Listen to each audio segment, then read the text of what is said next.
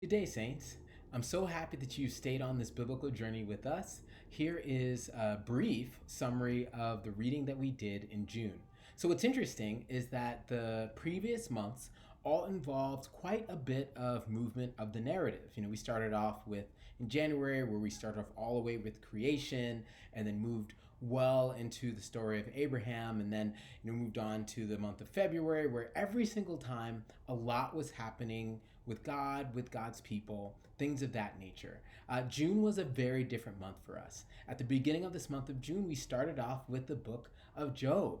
Now, the book of Job is an interesting one because the book of Job is a book that some consider to be allegorical, and so there are many faithful people, scholars, people of faith, pastors, laypersons, everywhere in between who believe that the Job story is just that, a story.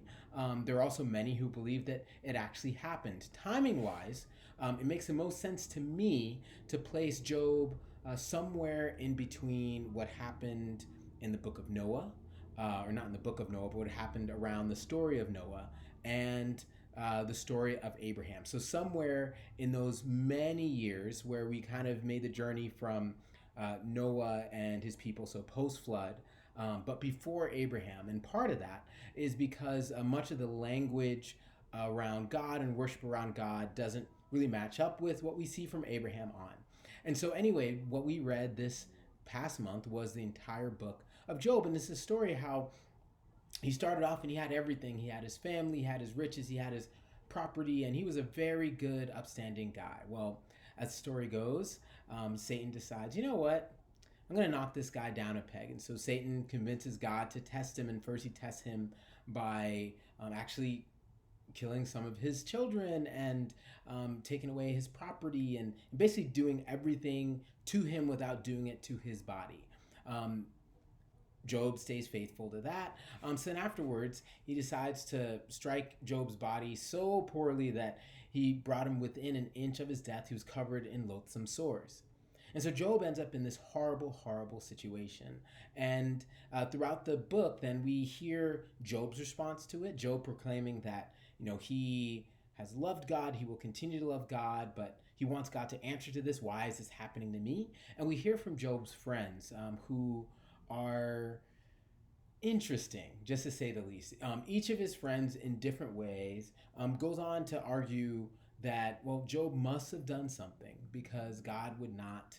God is perfect and God is in control of everything, and God would not allow this to happen to you. And so there's this whole dialogue with the back and forth of his friends where they say, you have sinned, and Job says, no, I have not. And it goes on and on. Eventually, God does speak up and kind of puts Job in his place a little bit, says, you don't really know everything. And where were you when I created everything? And got Job to take a little bit of humble pie, but in the end, God told Job's friends, okay, you don't really know what you're talking about either. And the story ends with Job having another family and getting his riches back, and getting to live so long that he got to see his grandchildren to the third generation, I think it says.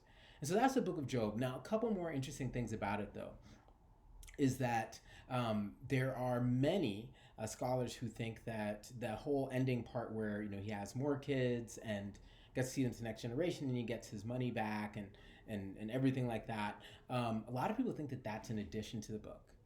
Many people think that the original volume of Job was one that ended when he sort of heard God's response to him and sort of contemplated that and sat in repose. And so it's interesting. And so one thing that I invite you to think about as you look back on this month's reading is, what do you think happened? Do you think that that was an addition? And if it was an addition, what does it mean for us that seems like humanity needs to put a happy ending on things? And so we read the book of Job. And then other than that, we started reading the Psalms. And we got through quite a few of them from Psalm 1 through, I think, Psalm 95 or thereabouts. And so, what did we see and experience in those Psalms throughout this past month? Well, we've seen and experienced pretty much everything. As I've mentioned in the other videos that I make sort of leading up to the Psalms, is that, the Psalms cover pretty much anything and everything of what someone might experience in their life of faith and in their struggles with God. And so we have some Psalms of celebration, we have some Psalms of jubilation. We have some psalms of lament, a lot of those. We have psalms praying for vindication. And so I think that throughout these first bunch of psalms that we've read over this past month, we've had a chance to see the full breadth of the human experience. And over the psalms that we will read well into the month of July, we'll continue to do so. And so it's been an interesting month where we've really spent a lot of time with the human experience, with questions of why bad things happen to good people, with the questions of what is God's role in our world, how much control and agency does God take in our world. These are all big questions that we wrestle with. And so we got to wrestle with that in the book of Job, and through the Psalms we get to see what it means to go through all phases of life, good and bad, as a person of faith. And so I hope that this more poetic and philosophical and perhaps prophetic month of reading was of your liking and a good change of pace. And I look forward to doing more of that reading with you in the month to come. So thanks for sticking with us. And if you haven't been sticking with us, if you're new to this, I invite you to watch my summary videos and then jump on in as we will continue on in the book of Psalms.